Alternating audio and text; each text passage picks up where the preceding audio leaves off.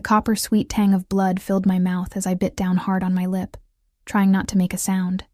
My fingers trembled against the cold marble countertop, leaving smudges on the pristine surface I'd polished just hours before. Somewhere in the mansion's east wing, glass shattered, followed by thunderous male voices that made the crystal chandelier above me quiver. I wasn't supposed to be here, not at this hour. Not when Mr. Castellano had business. 3 months at this job, and I'd learned the unspoken rules quickly. Clean the 15-bedroom estate during daylight. Leave before sunset. Never enter the study with the heavy mahogany doors. Never ask questions about the men who came and went in expensive cars with tinted windows. And most importantly, never, ever, be caught in the crossfire of Vincent Castellano's anger. But today, my daughter Lily's school had called. Another fever. Another round of antibiotics we couldn't afford. Another late pickup that cost me precious working hours, forcing me to return to the mansion after dark to finish my duties. Single motherhood was a tightrope walk across an endless chasm, and tonight, I'd slipped. The voices grew louder.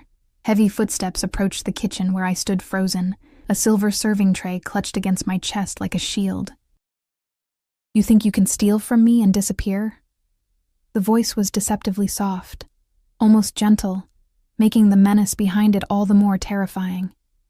Vincent Castellano, my employer, the man whose name made hardened men cross the street when he walked by. I'd only glimpsed him a handful of times in my 3 months working here. A tall figure with broad shoulders moving between rooms, the scent of expensive cologne lingering in the air, hushed conversations ending abruptly when I entered to clean. The staff spoke of him in whispers, the young, ruthless heir who'd taken control of his family's business interests after his father's mysterious disappearance. I should run. Every instinct screamed for me to flee, but my legs wouldn't move. Instead, I found myself pressing deeper into the shadows of the kitchen alcove, desperately hoping to become invisible. Another crash, closer now, a man's pained groan. Please, Vincent. It was a mistake. The voice was desperate, pleading. A mistake? A cold laugh. Taking my money was the mistake. But touching my sister? That was a death wish. My hand flew to my mouth, stifling a gasp. The serving tray slipped from my grasp, clattering against the marble floor with a sound that seemed to echo through the entire mansion. Silence fell. Complete. Terrible silence. Then footsteps. Deliberate and unhurried, coming toward the kitchen. I scrambled for the back door, but my trembling hands couldn't work the complicated security lock. Panic rose in my throat, choking me as the kitchen door swung open. Vincent Castellano stood framed in the doorway, his tall figure backlit by the hallway lights. I couldn't see his face clearly, just the broad outline of his shoulders in an impeccably tailored suit, and the unmistakable dark shape of a gun hanging loosely at his side. Behind him, 2 men dragged a third, whose face was barely recognizable beneath the blood. Our eyes met for a fleeting second, his pleading, mine horrified, before he was pulled around the corner and out of sight. Vincent stepped into the kitchen, and for the first time, I saw his face clearly. He couldn't have been more than 35, with sharp cheekbones, a strong jaw dusted with dark stubble, and eyes so intensely blue they seemed to glow in the dimly lit kitchen. Handsome in a dangerous way that made my heart hammer against my ribs. Not from attraction, but pure, primal fear. You're the maid. Not a question. His voice was deep, with the barest trace of an Italian accent. I nodded, unable to speak, my back pressed against the cold wall. He moved closer, and I flinched as he reached past me, but he only flicked on the lights, flooding the kitchen with brightness that seemed to expose every frightened breath I took. Name. Again. Not a question, but a command. Elena, I whispered. Elena Reyes. Recognition flickered in his eyes. You have a daughter. Lily. He knew my daughter's name. The realization sent ice through my veins. She's sick, often. My protective instincts surged through my terror. Please, I managed, finding my voice at last. I just came back to finish cleaning. I'll leave. I won't say anything. You shouldn't be here this late. He cut me off, his gaze moving over my face with unsettling intensity. It's not safe. A hysterical laugh nearly bubbled from my lips. Not safe.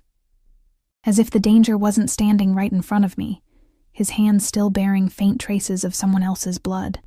He must have read the fear in my eyes because something in his expression shifted. He tucked the gun away inside his jacket with a movement so casual it sent another wave of terror through me. This was a man who lived with violence as comfortably as others lived with their shadows. You saw nothing tonight. His voice was quiet, but held an undercurrent of steel. Understood? I nodded frantically. Nothing. I saw nothing. He stepped closer, and the scent of his cologne, sandalwood and something darker, richer, enveloped me. I pressed myself harder against the wall, as if I could somehow pass through it if I tried hard enough. Look at me. I forced myself to meet his gaze, expecting to see cruelty there. Instead, I found something more complex.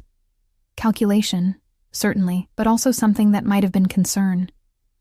Look at me, you're safe now, he said, his voice gentler than I would have thought possible. I don't hurt innocent people, especially not women with sick children.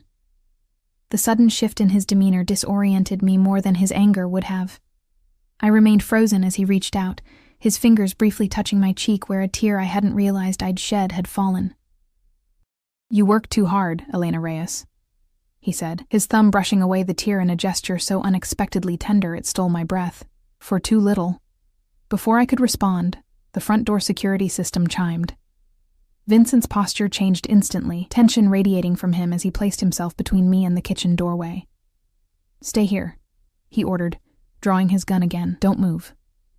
He disappeared into the hallway, leaving me trembling against the wall. Seconds later, I heard muffled voices. Then Vincent returned, his expression dark. My security team detected police scanner activity near the estate. Someone called in a disturbance. His eyes narrowed. Did you call someone, Elena?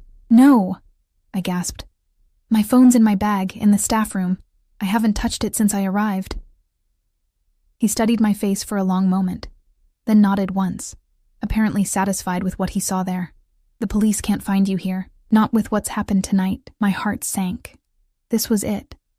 I was a loose end, a witness.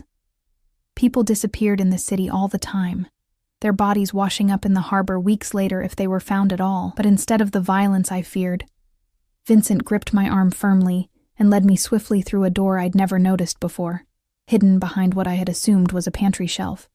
It swung open to reveal a narrow staircase. This leads to my private quarters, he explained as he guided me upward. No one will look for you there. The implications of being taken to his private quarters sent fresh fear coursing through me. I tried to pull away. Please. I need to get home to my daughter. Your daughter is staying with your mother tonight. School called her when they couldn't reach you. The casual knowledge of such personal details about my life stunned me into silence as he led me up the stairs and through another hidden door into what appeared to be a luxurious apartment within the mansion itself. The space was minimalist, but unmistakably expensive. Dark hardwood floors, leather furniture, and floor-to-ceiling windows overlooking the city lights below. Unlike the ornate, old-money decor of the mansion's main rooms, this space felt modern, masculine, and strangely intimate. Sit, Vincent directed, gesturing to one of the leather sofas as he moved to a panel on the wall, pressing buttons that I assumed controlled the home's security system. I perched on the edge of the sofa, ready to flee though I knew there was nowhere to run. Vincent spoke rapidly into a phone in Italian, his voice low and urgent. I caught my name once, and Lily's, sending another jolt of fear through me. When he finished the call, he turned to me, his expression unreadable. The police will find nothing. My men are handling it. What? I swallowed hard, finding courage I didn't know I had. What happened to that man? Vincent's eyes hardened. That man embezzled from my legitimate businesses and harassed my younger sister when she rejected his advances. He's facing consequences for his actions. Are you going to kill him? The question slipped out before I could stop it. A ghost of a smile touched Vincent's lips. So the frightened bird has talons after all. He moved to a cabinet, extracting a crystal decanter and 2 glasses. Would you like a drink? You look like you need one. I shook my head. I want to go home. Not possible tonight. He poured amber liquid into 1 glass. The police will be watching the roads leading from the estate. You'll stay here until morning. Here? I glanced around the apartment, my anxiety spiking. With you? Vincent took a slow sip from his glass. I won't touch you, Elena. You have my word. Somehow I believed him, though I couldn't have said why. Perhaps because he'd had countless opportunities to harm me already and hadn't taken them. Or perhaps because despite everything I'd witnessed, there was something in the way he looked at me. Like I was a puzzle he was trying to solve. That didn't feel threatening. Why? I asked finally. Why protect me? I saw what happened. I'm a liability to you. He set down his glass and approached me slowly, as one might approach a wounded animal. When he stood before me, he crouched down to my eye level, those blue eyes searching mine. Because you fight every day for your daughter's survival in a world that doesn't make it easy. Because you work 3 jobs and still come back here at night to finish your duties. His voice dropped lower. Because I've watched you for 3 months, Elena Reyes, and I've never seen anyone more deserving of protection. The words hung between us, heavy with implications I couldn't fully process. He'd been watching me. For 3 months. The thought should have terrified me, but instead it awakened something different. A strange, unsettling warmth that had no place in this dangerous situation. Rest, he said, rising to his full height again. The bedroom is through there. Lock the door if it makes you feel safer. I'll sleep out here. I stood on shaky legs. What happens in the morning? Vincent looked at me for a long moment before answering. His gaze so intense it felt like he was memorizing every detail of my face. In the morning, he said quietly, everything changes. I didn't know then how prophetic those words would be. How that night, the night I should have died, but instead was protected by the most dangerous man in the city, would alter the course of my life forever. I only knew that as I locked myself in Vincent Castellano's bedroom, surrounded by the scent of him and the distant wail of police sirens, I was crossing a threshold from which there would be no return. Morning came with disorienting brightness. For a moment, I didn't recognize where I was. The silken sheets felt nothing like my threadbare cotton ones, and the mattress cradled my body in a way my lumpy second-hand one never could. Then, the memories of the previous night crashed over me. The blood, the violence, Vincent Castellano. I sat up with a gasp, heart racing as I took in my surroundings. Sunlight streamed through partially opened curtains, illuminating a bedroom larger than my entire apartment. Masculine but elegant, charcoal walls, custom furniture in dark wood, and not a single personal photo or memento. It was beautiful but sterile, like a luxury hotel room rather than a place someone actually lived. The events of the previous night replayed in my mind. Had I dreamed it all? But no. I was still wearing my maid's uniform, now wrinkled from sleep. This was real. I slid out of bed, my bare feet silent against the plush carpet as I approached the door. I'd locked it last night, but would it keep out a man like Vincent if he decided to enter? The thought sent a shiver through me. Pressing my ear against the door, I listened for movement outside. Nothing. Gathering my courage, I turned the lock and eased the door open. The main living area of the apartment was empty, morning light flooding the space. On the coffee table sat a tray with a pot of coffee, a covered plate, and a folded note. My name was written on it in strong, slanted handwriting. Approaching cautiously, I picked up the note. Elena, business required my attention early. Help yourself to breakfast. My driver will take you home when you're ready. Your daughter's medicine has been taken care of. Call the number below when you wake. Beneath was a phone number and a key card. My daughter's medicine? What did that mean? Panic surged through me as I frantically searched for my phone, finding my purse placed neatly beside the sofa. 3 missed calls from my mother and a text message. The pharmacy delivered Lily's antibiotics this morning, all paid for. What's going on, Elena? I sank onto the sofa, staring at the message. Vincent Castellano had paid for my daughter's medicine. The same man I'd witnessed orchestrating a brutal beating hours earlier had arranged for a sick child's antibiotics. The coffee on the tray steamed invitingly, but my stomach churned too much to consider eating. I needed to get home, to check on Lily, to process everything that had happened. But first, I needed to call the number. With trembling fingers, I dialed. The line connected immediately. Ms. Reyes. It was Vincent's voice, deep and assured. Background noise suggested he was in a car. "How did you know about my daughter's medicine?" I blurted out, forgoing any greeting. A pause. "I make it my business to know the details of everyone who works for me. But why would you—" "Is that really your question, Elena?" He interrupted, his voice softer now. "After everything you witnessed last night, you're asking why I helped a sick child?" Heat flooded my cheeks. He was right. Of all the questions swirling in my mind, I'd chosen the least important one. "I need to go home," I said instead. "And you will. Marco is waiting with the car whenever you're ready." A brief silence. "We need to discuss your continued employment." My heart sank. Of course, I was being fired. Witnesses to violence weren't kept on payroll, even if they were temporarily protected. "I understand," I said quietly. "I'll collect my things and—" "You misunderstand," he cut in. "I'm not terminating your employment. I'm changing the terms." "Changing—" "What terms?" "We'll discuss it later. For now, go home to your daughter. Marco will bring you back to the estate at 7 this evening." "I can't," I protested. "I don't have anyone to watch Lily at night, and—" "That's been arranged as well. Your mother agreed to stay with her." Anger flared through my fear. "You contacted my mother? You had no right to—" 7 o'clock, Elena." His tone left no room for argument. "Don't make me send someone to fetch you." The line went dead. I stared at the phone, incredulous. In the span of 12 hours, Vincent Castellano had witnessed my greatest vulnerability, sheltered me from police, paid for my daughter's medicine, arranged childcare with my mother, and now was summoning me back to the scene of a crime like some kind of feudal lord calling a peasant to court. What terms could he possibly want to discuss? And why did the thought of seeing him again send such a confusing mix of dread and something else? Something I refused to name, coursing through me. Marco, it turned out, was a mountain of a man with a neck as thick as my thigh and hands that looked capable of crushing stone. He didn't speak during our drive, and I didn't try to engage him. My mind was too busy racing with possibilities, each more terrifying than the last. By the time we reached my small apartment building in the city's eastern district, I'd convinced myself that Vincent's new terms involved using me as some kind of drug mule or money launderer.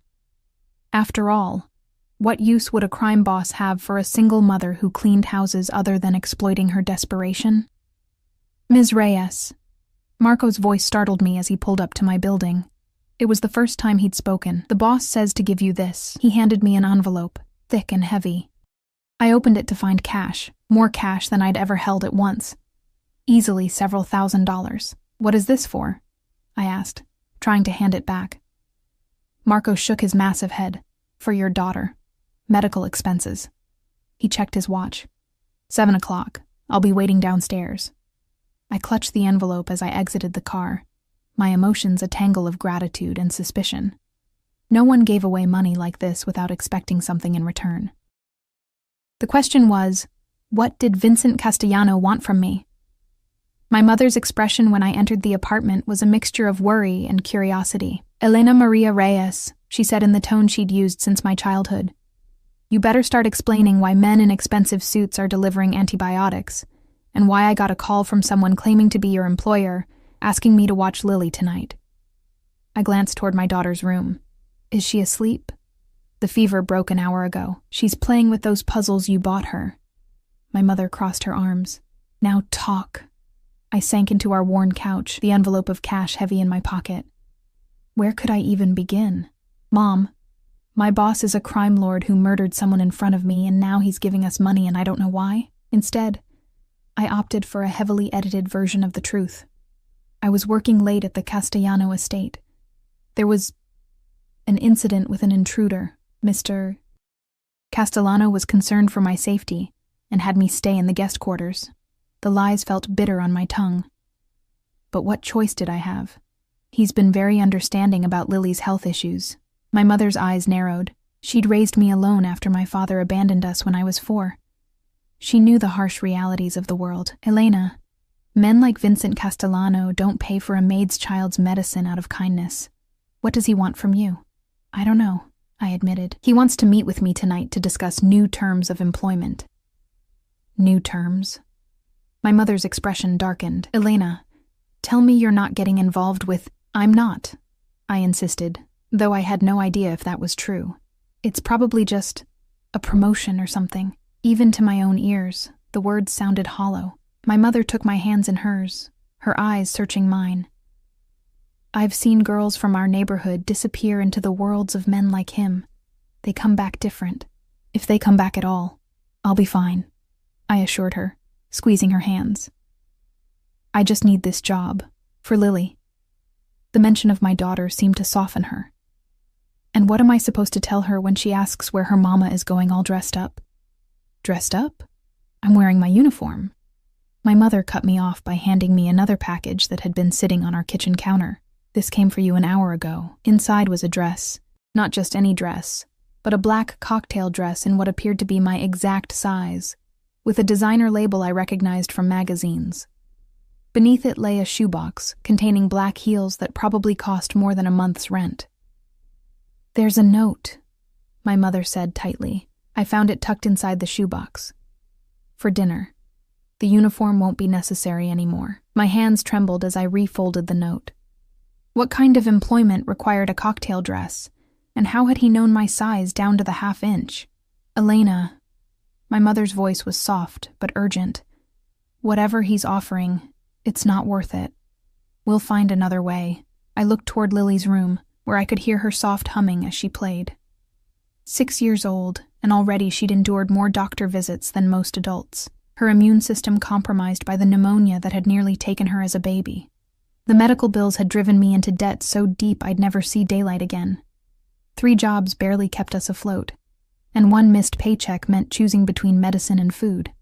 I have to at least hear what he has to say, I told my mother, and myself. At precisely 7 o'clock, I descended the stairs of my apartment building. The dress fit perfectly, skimming my curves in a way that was elegant rather than revealing.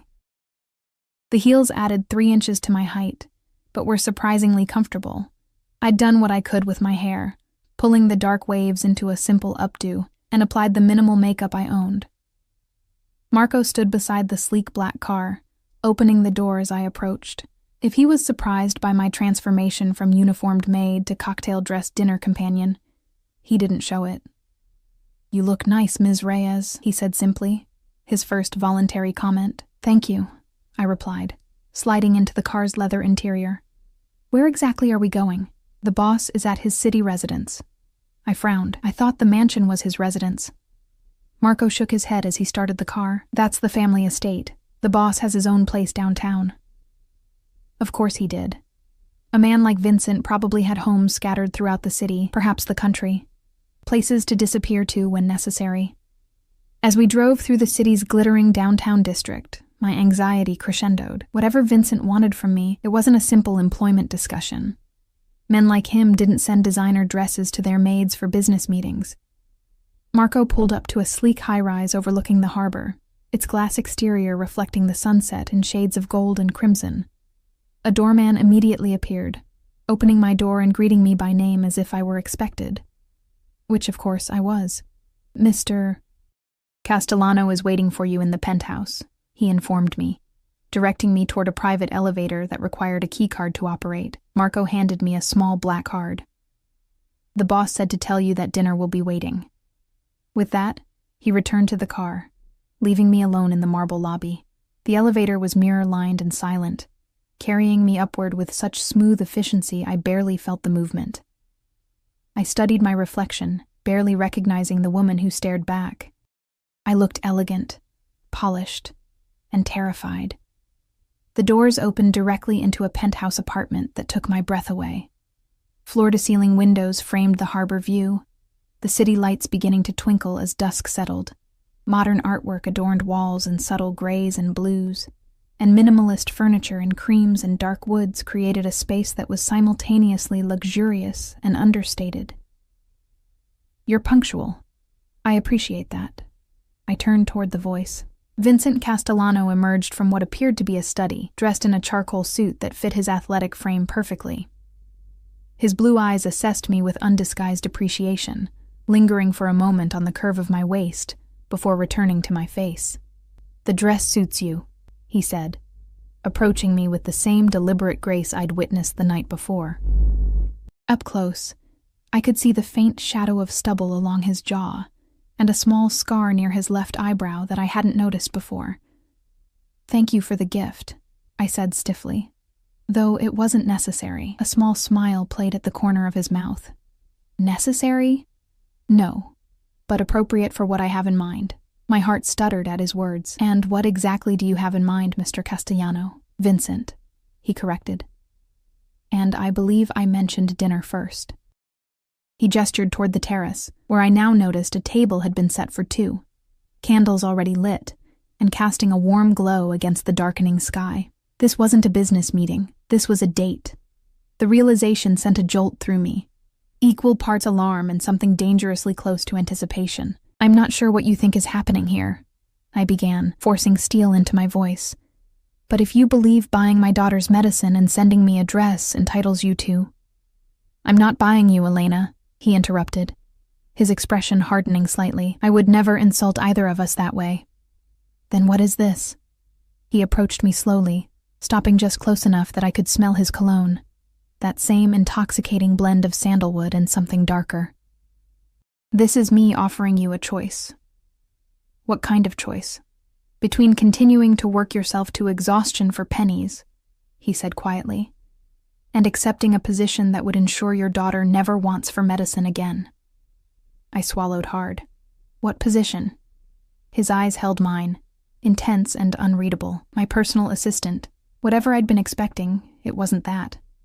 "Your assistant? I don't have any qualifications for—" "You're organized, discreet, and observant. You notice details others miss. You're punctual and thorough." He ticked off the qualities on his fingers.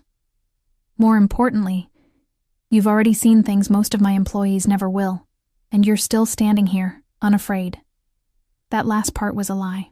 I was terrified, but not entirely in the way I should have been. "What would this job entail exactly?" I asked cautiously. "Managing my schedule, coordinating with my security team, handling certain sensitive communications." "Accompanying me to business dinners and social functions," he gestured to my dress. "Hence, the wardrobe upgrade." It sounded legitimate enough, but I wasn't naive. "And the real reason? The parts you're not mentioning?" Vincent's expression remained impassive, but something flickered in his eyes. Surprise, perhaps, or approval. "Having you close ensures your silence about what you witnessed. It allows me to protect you from those who might think you know more than you do." "You mean the police?" "The police are the least of your concerns," he said darkly. "There are rival interests who would use anyone connected to me as leverage." "So this is about protecting your investment," I said bitterly. He stepped closer, close enough that I had to tilt my head back to maintain eye contact. "This is about protecting you, Elena, and your daughter." The sincerity in his voice was convincing, but I'd learned early in life that men's promises were worth less than the air used to speak them. "And if I refuse, then Marco takes you home. You receive a generous severance package, and we never speak again." He shrugged, the movement elegant beneath his tailored jacket. "But you should know that once my protection is withdrawn, I cannot guarantee your safety from those who might assume you're valuable to me." There it was. The threat beneath the offer, beautifully packaged, but a threat nonetheless. "So it's not really a choice at all," I said, my voice barely above a whisper. Vincent tilted his head slightly, studying me. "There is always a choice, Elena. Some are simply more difficult than others." He extended his hand toward the terrace. "Now, shall we discuss the details over dinner? The chef has prepared something special." I stood frozen for a moment, poised between two impossible futures. Return to my life of crushing poverty and constant fear over Lily's health, but maintain what little freedom I had. Or step into Vincent Castellano's world of wealth and danger, binding my fate to a man who had orchestrated violence before my eyes, yet had also shown me a strange, unexpected tenderness. In that moment, with the harbor lights twinkling beyond the windows, and Vincent's blue eyes holding mine, I made the choice that would change everything. I placed my hand in his and let him lead me toward the candlelit table. What I didn't realize then was that I wasn't just accepting a job. I was accepting an invisible collar around my neck, one lined with silk and paid for with blood money. And the man now holding the leash wasn't just offering protection, he was claiming possession. 3 weeks passed in a whirlwind of changes so dramatic I sometimes felt I'd stepped into someone else's life. My days as a maid were over, replaced by a role that defied simple description. On paper, I was Vincent Castellanos' executive assistant. In reality, I was something far more complex. I moved Lily and myself from our cramped apartment into a secure building Vincent owned downtown. A necessity for security, he'd explained, brooking no argument. Our new home was a sunlit 3-bedroom with views of the park, filled with furniture I hadn't selected, but which somehow matched my taste perfectly. Lily's room was a little girl's dream, complete with a reading nook and art supplies that appeared mysteriously after she'd mentioned loving to draw. My mother's suspicions hadn't abated, but the private school enrollment for Lily and the specialist who now oversaw her health had softened her opposition. Just be careful, she warned whenever we spoke, her eyes searching mine for signs of distress or compromise. But that was the strangest part. I wasn't distressed. Bewildered, yes. Constantly on edge, certainly. But for the first time in years, I wasn't drowning in anxiety about rent or medicine, or whether the electricity would stay on. Vincent kept me close, true to his word. My days were spent in his downtown office, managing his legitimate business interests, a portfolio of real estate holdings, restaurants, and import companies that served as the public face of his empire.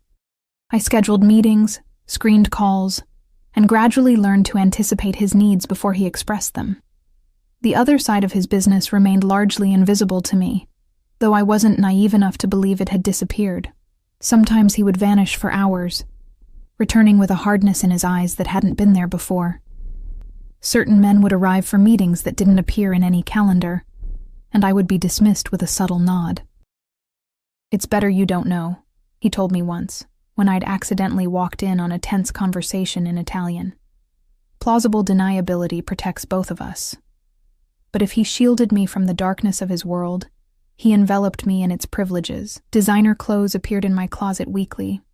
A car and driver were at my disposal. When Lily caught a mild cold, specialists arrived at our apartment within the hour. And through it all, Vincent watched me with those intense blue eyes that seemed to see every thought crossing my mind.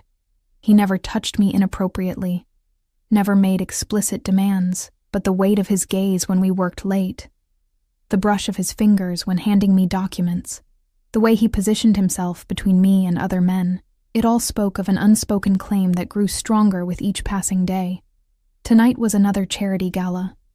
The third I'd attended as his assistant. I stood before the mirror in my bedroom, assessing the emerald silk gown he'd sent over that morning.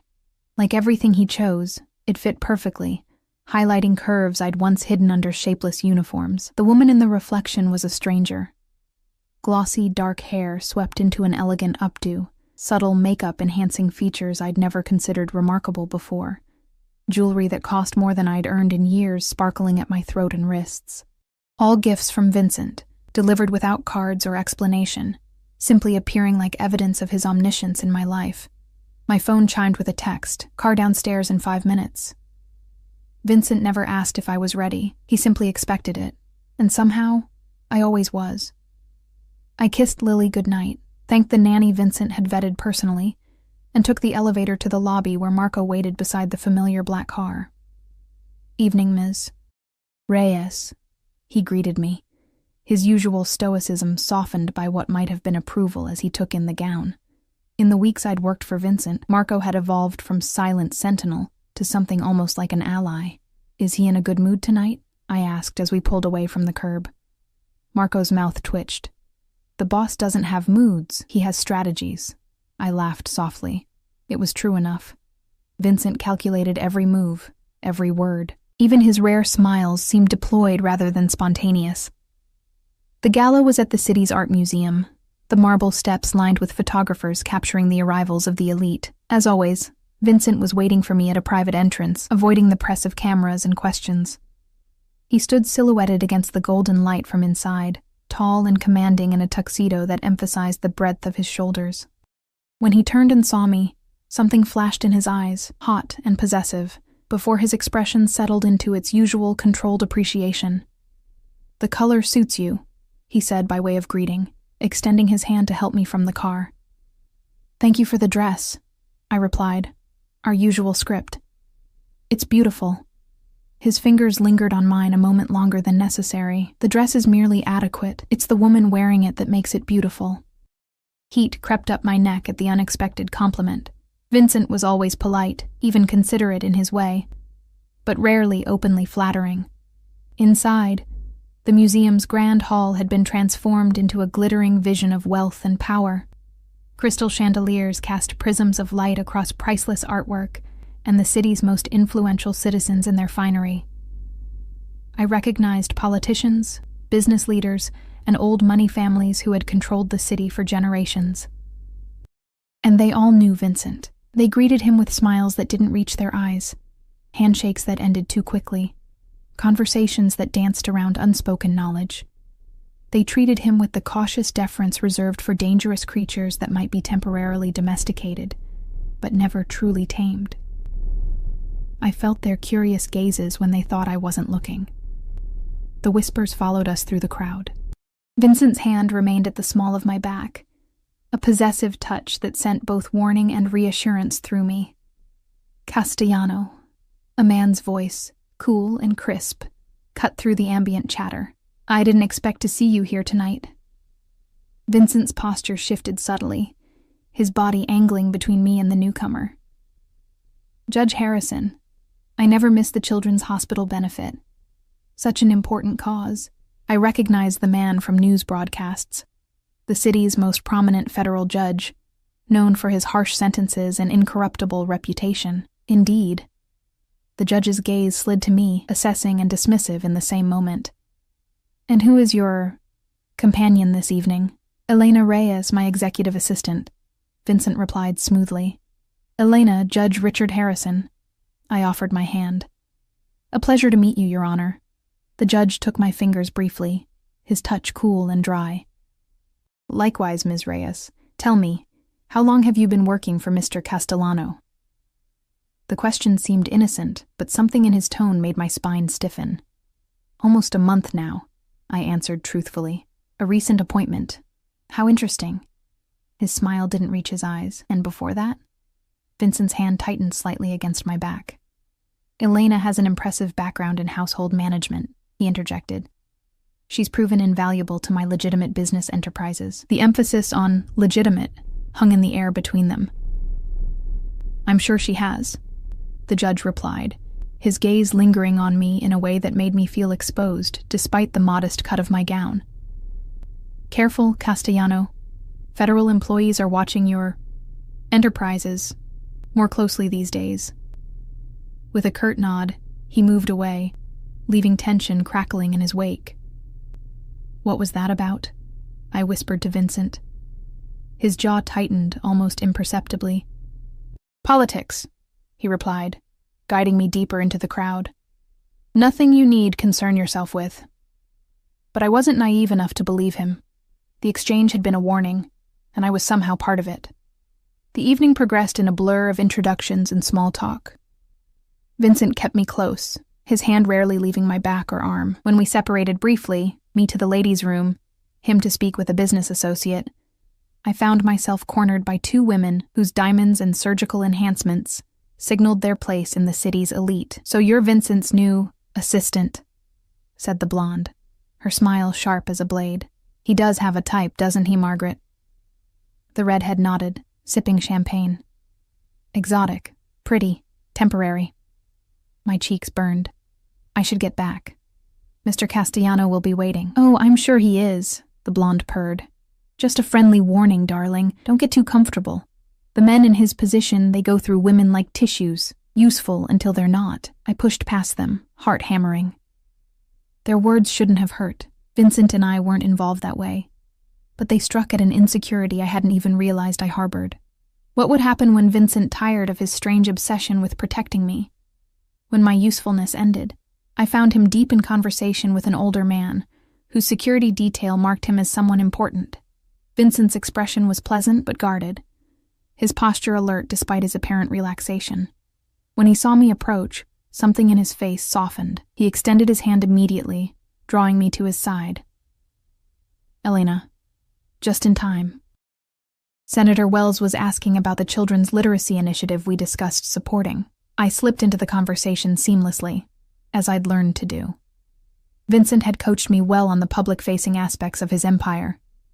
The charitable foundations, the community investments, all the things that bought him legitimacy and goodwill. It was only later, as we circled the dance floor, that he leaned close to my ear and murmured, "What did those women say to upset you?" I startled. "How did you— Your hands are tense. Your smile doesn't reach your eyes." His breath was warm against my skin. "And I know the particular cruelty of women like the Huntington sisters." I should have been unnerved by his observation, but instead I felt strangely seen. They implied I was temporary, just another woman you'd discard when you tired of me. Vincent's expression darkened. His hand tightened on my waist, drawing me marginally closer as we continued circling the room. "Do you believe them?" The question caught me off guard. Did I? In truth, I had no idea what I was to Vincent Castellano. A responsibility, a liability, a possession perhaps. But what happened when those things no longer applied? "I don't know what to believe anymore," I admitted quietly. Something flashed in his eyes. Anger? Disappointment? It was gone too quickly to identify. "Let me be clear, Elena," he said, his voice dropping to a register that seemed to vibrate through my bones. "What's mine stays mine. I don't discard. I don't abandon. Ever." The possessiveness in his tone should have frightened me. Instead, it sent a forbidden thrill down my spine. In Vincent's world of constant calculation and shifting loyalties, such absolute statements were rare. Before I could respond, a commotion near the entrance caught everyone's attention. Men in dark suits and earpieces, different from the security already present, were entering, their expressions grim and purposeful. Vincent's entire demeanor changed instantly. His arm moved from my waist to encircle my shoulders, pulling me against him protectively as he began moving us toward a service exit. "FBI," he murmured, confirming my suspicions. "Time to leave." "Are they here for you?" I whispered, heart pounding as we slipped through the kitchens, Vincent nodding to staff who seemed unsurprised by our passage. "Not tonight," he replied, his tone suggesting he knew exactly why they were there. "But it's better not to take chances." A service elevator took us to an underground parking level where Marco was already waiting with the car. Vincent handed me inside before sliding in beside me, his body tense as he checked his phone. "Take us to the safe house," he instructed Marco, "not the penthouse." Fear clutched at my throat. "Vincent, what's happening? What about Lily? I need to—" "Your daughter is fine," he assured me, taking my hand firmly in his. "My security team is already moving her and the nanny to meet us. It's just a precaution." The car moved swiftly through the city, taking side streets and doubling back occasionally in what I recognized as counter-surveillance measures Vincent had explained to me once. "Is this because of what Judge Harrison said?" I asked, trying to make sense of the sudden danger. Vincent's expression was unreadable in the dim light of the car, partially. "There's been a federal task force assembled. Not for me specifically, but for the network I operate within." His thumb traced circles on the back of my hand, an unconscious gesture at odds with his vigilant posture. "I've known it was coming. Tonight just confirmed how close they are." The implications sank in slowly. "And I'm with you, in public. At events, they'll think I'm involved." The safe house turned out to be a secluded lakeside property about an hour outside the city. Modern and luxurious, but with reinforced windows, security cameras, and what Vincent casually referred to as certain defensive features. I didn't ask for elaboration. Lily arrived with her nanny shortly after we did, sleepy and confused, but excited by what she thought was an unexpected vacation. Vincent had thought of everything. Her favorite stuffed rabbit was there, along with new books and art supplies to keep her occupied. "How long will we be here?" I asked Vincent, after I'd settled Lily back to sleep in one of the bedrooms. He stood by the floor-to-ceiling windows overlooking the dark lake, his profile sharp against the glass. "A few days. Until my security team confirms it's safe to return." I wrapped my arms around myself, suddenly aware I was still in the emerald gown, so out of place in this remote setting. Safe from what exactly? Vincent turned to face me, his expression grave. The FBI raided several businesses tonight, establishments connected to families I work with. He moved to the bar, pouring 2 glasses of amber liquid. Judge Harrison's warning wasn't a coincidence. He was letting me know I was next on their list. But your businesses are legitimate, I said, accepting the glass he offered. Aren't they? A ghost of a smile touched his lips. Some more than others. He gestured for me to sit on one of the leather sofas. Elena, it's time you understood exactly what you've become part of. My heart beat faster as he sat opposite me, his eyes never leaving mine. I think I have some idea. No, he said quietly. You see the surface, the legitimate enterprises, the charity events, the political connections. You don't see the foundation it's all built upon. The illegal businesses, I supplied. Drugs, weapons, gambling. He took a measured sip of his drink. All of the above, once, not anymore. My father built his empire on those trades. I've been systematically moving us into cleaner enterprises, real estate, technology, finance. So you're going legitimate? Evolving, he corrected. The old ways are too vulnerable, too violent, too easily targeted by federal agencies. I studied him across the rim of my glass. But you're still willing to use violence. I saw that my first night. Something darkened in his expression. There's a difference between violence as business and violence as necessity. I don't traffic in suffering the way my father did. But I will protect what's mine. The possessive note in his voice sent a shiver through me. And what exactly am I in all this, Vincent? One of your possessions to be protected? He set his glass down, leaning forward with an intensity that made me press back into the sofa. You've become more valuable to me than you realize, Elena. As an assistant? My voice trembled slightly, as a weakness. The raw honesty in his voice startled me. You and your daughter. The first liabilities I've allowed myself in a very long time. I swallowed hard, unsure how to respond to such a declaration. Is that why you keep me so close? Because I'm a liability? I keep you close because I can't bear to have you anywhere else. The words hung in the air between us, shockingly vulnerable from a man who calculated every move. Before I could respond, his phone buzzed. Vincent checked it, his expression hardening. Marco's bringing some of my men here. We need to discuss our next moves. He stood, draining his glass. You should change. Get some rest. Tomorrow will be complicated, just like that. The moment of vulnerability was gone, replaced by the calculated crime boss. He moved toward the door, then paused, looking back at me. There are clothes for you in the master bedroom. Second door on the right. Left alone, I sat for several minutes, trying to process everything. Vincent Castellano had just admitted I was his weakness. Not his assistant, not his employee. His weakness. And in his world, weaknesses were dangerous things to have. The master bedroom was clearly Vincent's personal space, minimalist but luxurious, with the same attention to quality evident in all his properties. The closet contained not just clothes for me, but an entire wardrobe in my size. Casual wear, business attire, lingerie still with tags from exclusive boutiques. This hadn't been prepared in haste tonight. These things had been waiting. How long had Vincent been planning to bring me here? How long had he anticipated needing this safe house for us? I changed into silk pajamas and a matching robe, then paused at the bedroom door. Down the hall I could hear male voices, Vincent's deep tones interspersed with others I didn't recognize. Making decisions about our lives, no doubt. Instead of joining them, I slipped into Lily's room. My daughter slept peacefully, her dark curls spread across the pillow. One arm wrapped around her stuffed rabbit. Looking at her innocent face, I wondered what I'd done by allowing us to be pulled into Vincent's orbit. Had I protected her by securing her future, or endangered her by tying it to a man whose world was built on power and violence? Morning brought sunshine streaming through bulletproof glass and the scent of coffee. I found Vincent in the kitchen, already dressed in casual attire I'd never seen him wear, dark jeans and a gray Henley that made him look younger, more approachable. "Did you sleep well?" he asked, sliding a mug of coffee across the island to me. "As well as could be expected," I replied, wrapping my hands around the warm ceramic. "Your men?" "Left before midnight. he finished for me. It's just us now. Us and the security detail outside. I nodded, glancing around the sunlit kitchen. How long have you had this place ready for us?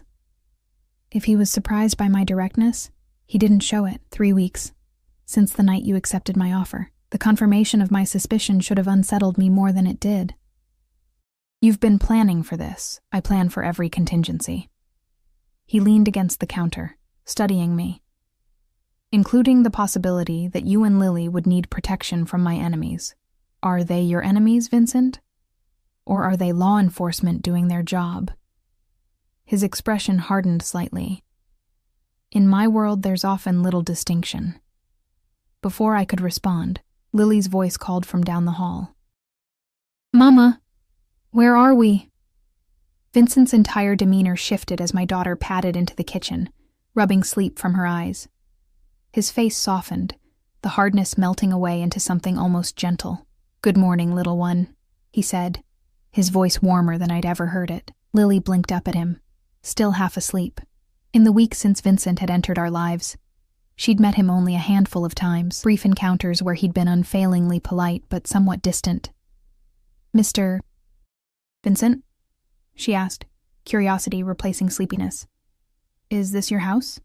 One of them, he replied, crouching to her level. Do you like it? She nodded, her curls bouncing. It's big, and it has a lake. It does. He glanced up at me, something unreadable in his expression. I thought perhaps you might like to go swimming today. If your mother approves. Can we, Mama? Lily turned to me, excitement lighting her features. Please. The normalcy of the moment, a child asking to swim, a man indulging her, felt surreal against the backdrop of FBI raids and safe houses. Yet I found myself nodding, unable to deny my daughter this moment of happiness. After breakfast, I agreed. Vincent straightened, a genuine smile briefly lighting his features. I'll have the chef prepare something special. You have a chef here too? I asked after Lily had gone to look out at the lake through the windows. Not usually.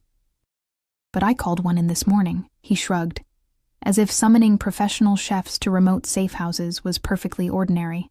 I wanted Lily's first day here to be special. The thoughtfulness of the gesture caught me off guard. Why do you care so much about making her happy? Vincent's eyes held mine, serious and intent, because her happiness is your happiness. And your happiness has become, he paused, seeming to search for the right words, necessary to me. The simple declaration hung in the air between us, heavy with implications neither of us was ready to name. The day unfolded with a dreamlike quality. Breakfast prepared by a chef who appeared and disappeared with mysterious efficiency, swimming in the heated indoor pool that overlooked the lake. Lunch on a terrace protected by discreet security personnel who maintained a respectful distance. Vincent moved through it all with surprising ease, his usual intensity tempered in Lily's presence. He taught her to float on her back in the pool, his strong hands supporting her small body with unexpected gentleness. He listened to her chatter about school and friends with the same focused attention he gave to business associates, and all the while, his eyes would find mine across the room, something possessive and profound in their blue depths. It wasn't until Lily was napping after lunch that the illusion of normalcy cracked. Vincent's phone rang, and his expression darkened as he answered it, moving out to the terrace to speak privately. When he returned, the casual demeanor was gone, replaced by the calculated precision I'd come to recognize as his business persona. What's happened? I asked, setting aside the book I'd been pretending to read. The federal investigation is expanding. He paced the length of the living room, tension radiating from him. They've frozen accounts connected to 3 of my companies. Fear clutched at my chest. What does that mean for us? For Lily? Vincent stopped pacing, turning to face me. Your accounts are separate, secured. I made sure of that. He ran a hand through his hair, a rare gesture of frustration. But we need to consider contingency plans. What kind of contingency plans? He was silent for a moment, as if weighing his words carefully. I may need to leave the country for a while, until certain matters are resolved. The implication hit me like a physical blow. And you want us to go with you? It wasn't a question, but he answered anyway. Yes.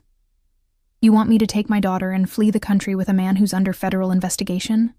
I stood, anger rising through my fear. To become a fugitive? To be protected, he corrected, his voice hardening. If I leave you behind, my enemies, both legal and illegal, will see you as leverage to use against me. So this is still about protecting your investment, I said bitterly. In 3 swift strides, he was before me, his hands gripping my shoulders firmly but not painfully. This is about keeping you and Lily safe. This is about not losing the only people who have made me feel something beyond power and control in years. The raw emotion in his voice stunned me into silence. I have homes in countries without extradition treaties, he continued, his thumbs moving in small circles against my shoulders. Places where Lily could have the best education, the best medical care, where you would want for nothing except freedom, I whispered. We'd be living in a gilded cage. His eyes darkened. We're all in cages of some kind, Elena. I'm offering you the most comfortable one possible.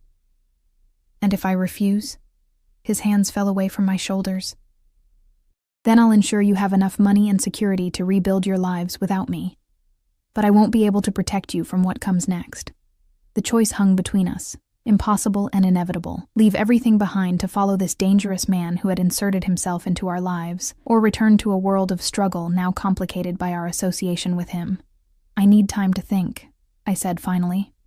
Vincent nodded, his expression unreadable once more. Of course, but not too much time. My lawyers believe we have 3 days, perhaps 4, before the FBI moves directly against me. And then what happens? His smile was grim. Then I disappear, with or without you. The word sent a chill through me that had nothing to do with fear. The thought of Vincent simply vanishing from our lives, of returning to the crushing loneliness of before, was suddenly, inexplicably devastating. I turned away, unwilling to let him see the confusion on my face. When had this man become so essential to me? When had his presence in our lives shifted from intrusion to necessity? Mama? Lily's voice called from the hallway. Mr. Vincent, can we go see the lake up close?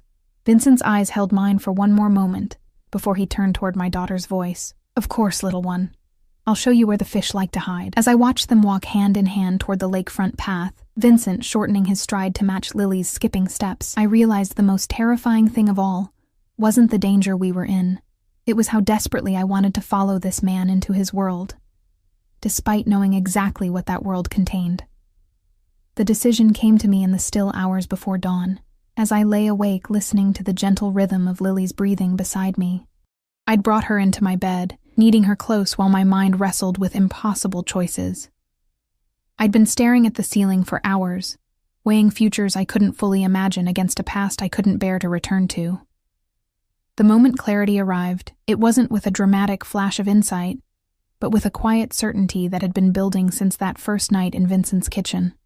I slipped from the bed carefully, tucking the blankets around Lily's sleeping form. The house was silent as I padded down the hallway, drawn to a thin line of light beneath the door of Vincent's study. I found him there, still dressed in yesterday's clothes, papers spread across a mahogany desk. He looked up as I entered, surprise flickering across his features before his expression settled into careful neutrality. "It's late," he said, setting down his pen. "You should be resting. So should you." I moved further into the room, my borrowed silk robe whispering against my skin. But I imagine rest is a luxury neither of us can afford right now. Something like appreciation flickered in his eyes as he leaned back in his chair. "Have you decided then?" I took a deep breath. "Before I give you my answer, I need to know something. Ask." "Why me?" The question had been burning inside me for weeks. Of all the women you could have chosen, women who wouldn't bring the complication of a child, women who would understand your world better. Why did you fixate on a maid who saw something she shouldn't have? Vincent was silent for a long moment, his eyes never leaving mine. When he finally spoke, his voice held none of its usual calculation. "I've spent my life surrounded by people who want something from me, my money, my protection, my connections." He stood, moving around the desk until he was directly before me. "The night we met, when you looked at me, there was fear in your eyes, yes, but not greed, not calculation. just a mother terrified for her child's safety. He reached out, his fingers brushing a strand of hair from my face with unexpected tenderness. Do you know how rare that is in my world, Elena? Genuine emotion, uncomplicated love. His hand lingered against my cheek. I watched you for those 3 months because you fascinated me, a woman fighting impossible odds with nothing but determination and love for her child. The sincerity in his voice made my throat tighten. So I was a curiosity to you? At first, he admitted. Then you became something else entirely. What? I whispered. A possibility. His thumb traced the line of my jaw. A chance at something I'd never thought possible for someone like me. And what is that? His eyes held mine, vulnerability and strength somehow coexisting in their blue depths.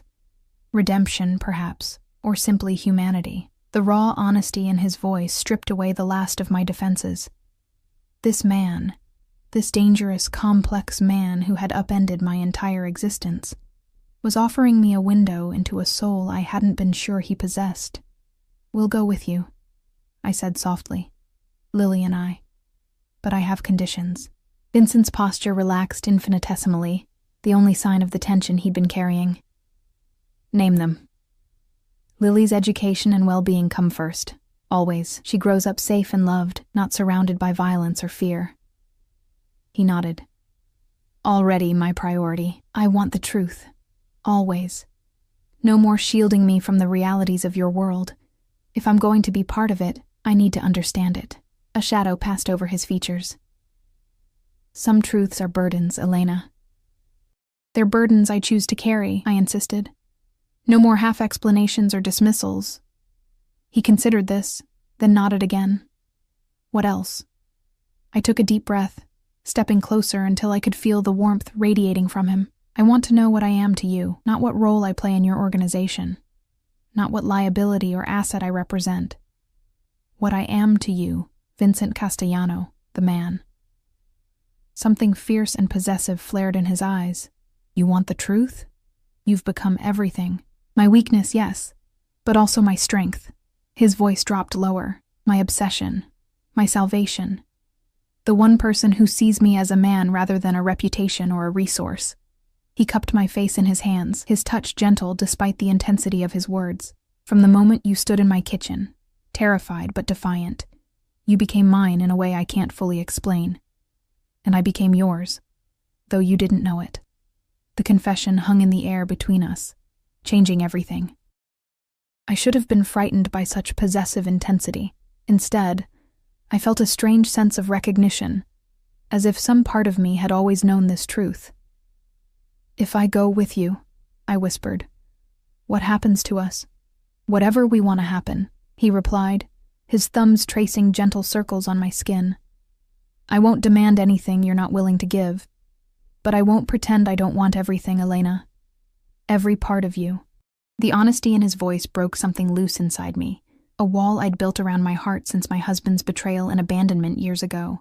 Without consciously deciding to move, I found myself leaning forward, closing the final distance between us. Our lips met, and the careful control Vincent had always maintained shattered. His arms encircled me, pulling me against the solid warmth of his body as the kiss deepened from tentative exploration to desperate need. I should have felt out of my depth, kissing a man who had undoubtedly known far more experienced women. But there was something in the way Vincent responded, a reverence mixed with hunger, that made me feel powerful rather than inadequate. When we finally broke apart, both breathing heavily, I saw naked vulnerability in his eyes that I'd never glimpsed before. I've wanted to do that since the first night, he admitted, his voice rough with emotion. Why didn't you? I asked, my fingers curling into the fabric of his shirt. Because I needed you to choose me, his forehead rested against mine. Not out of fear or obligation, but because you wanted me as much as I want you. The tenderness in his admission nearly undid me. This man, who commanded an empire through force and intimidation, had waited for me to come to him, had given me the one thing no one in his world ever received, the power to choose. I choose you, I whispered against his lips. For better or worse, Vincent Castellano. I choose you." His kiss in response was gentle, almost reverent, before he pulled back. "Get some rest.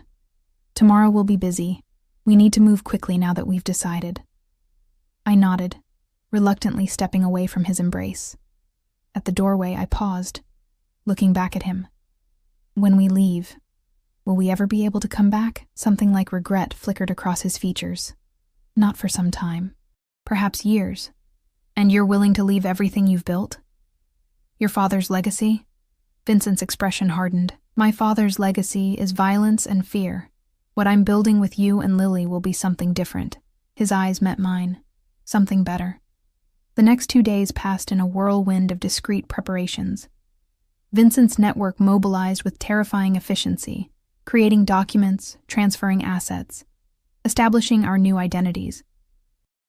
I watched it all with a mixture of awe and apprehension, glimpsing for the first time the true extent of his power and influence.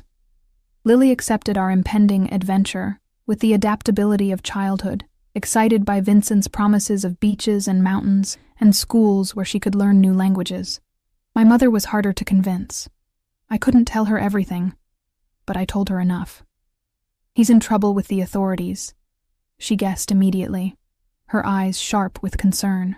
"You're running away with a criminal. I'm choosing a future for Lily and myself," I corrected gently. "With a man who has proven he'll do anything to keep us safe and happy." She studied my face, searching for signs of coercion or fear. Finding none, she sighed heavily. "You love him." It wasn't a question, but I answered anyway. "Yes, against all reason and common sense. Love rarely concerns itself with reason." She took my hands in hers. "Will I see you again?" "Yes," I promised, praying it wasn't a lie. "And we'll make sure you're taken care of while we're gone." Vincent had already arranged for a generous monthly stipend to be paid to her from accounts the authorities couldn't touch, along with a new apartment in a safer neighborhood. He protected what was mine as fiercely as what was his, perhaps because, in his mind, there was no longer any distinction. Our final night in the country arrived with a brilliant sunset over the lake. Vincent had arranged for us to leave at dawn. A private plane, a carefully planned route through countries without extradition treaties, ending at a coastal villa he owned under layers of shell companies. Lily was asleep, exhausted from a day of swimming and packing her favorite toys. I found Vincent on the terrace, silhouetted against the dying light, a glass of whiskey in his hand. "Second thoughts?" he asked as I joined him, somehow sensing my presence without turning. "No," I said truthfully, accepting the glass he offered. "Just processing. Everything's happened so quickly." He turned to face me, his expression somber. "We could still change plans. I could leave alone, make arrangements for you and Lily to—" "No," I interrupted firmly. "We stay together. That's not negotiable anymore."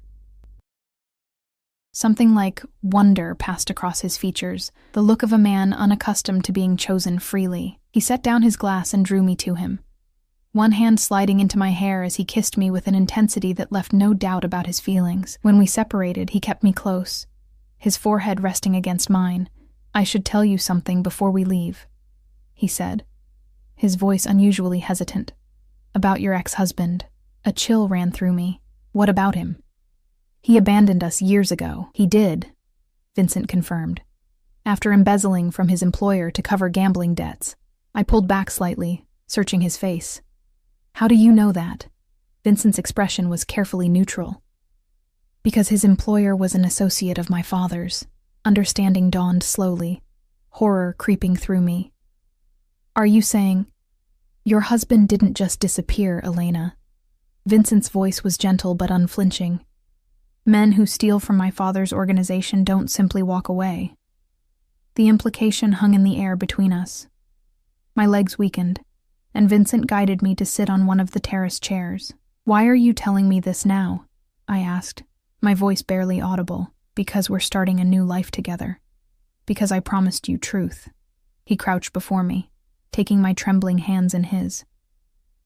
"And because you need to understand the world you're choosing to enter." I closed my eyes, absorbing the revelation that my husband's disappearance, which I'd attributed to cowardice and abandonment, had been something far darker. I should have been horrified, should have recoiled from Vincent's touch. Instead, I found myself remembering the fear in Lily's eyes when illness struck and there was no money for medicine. The shame of begging creditors for extensions while my husband gambled away our savings. He left us with nothing, I said finally, opening my eyes to meet Vincent's watchful gaze. Deep in debt. Lily was just a baby, already showing signs of the immune issues that would haunt her. He knew, and he still abandoned us. Vincent remained silent, allowing me to process this truth in my own way. I should be horrified, I admitted. But I can't find it in myself to mourn a man who would desert his sick child. And me? Vincent asked quietly. Are you horrified by me? I studied the man before me, this dangerous, complex man who had killed and threatened and built an empire on fear, yet who looked at my daughter with genuine tenderness and at me with something that could only be described as reverence. I see you, I said simply. All of you. The darkness and the light, and I'm still here. He exhaled slowly, as if releasing a breath he'd been holding for years. Rising, he pulled me to my feet and into his arms, holding me as if I were something infinitely precious. Tomorrow we start over, he murmured against my hair. A new life. Together. As the last light faded from the sky, I leaned into his embrace, accepting both the protection and the danger it represented. I had entered Vincent Castellano's world through fear and necessity, but I was choosing to remain in it through something far more powerful, love, complicated and unexpected as it was. For better or worse, this man who had once told me, "Look at me, you're safe now," had become my safety, my danger, my future. And as we stood watching darkness settle over the lake, I knew that while the path ahead might not be easy, it would never again be lonely. Tomorrow we would disappear together, three people bound by circumstances and choices that defied all conventional wisdom. A crime lord seeking redemption, a single mother seeking security, and a child who would never know want or fear again. It wasn't the future I had imagined for myself. It was something far more complex, more dangerous, and infinitely more compelling.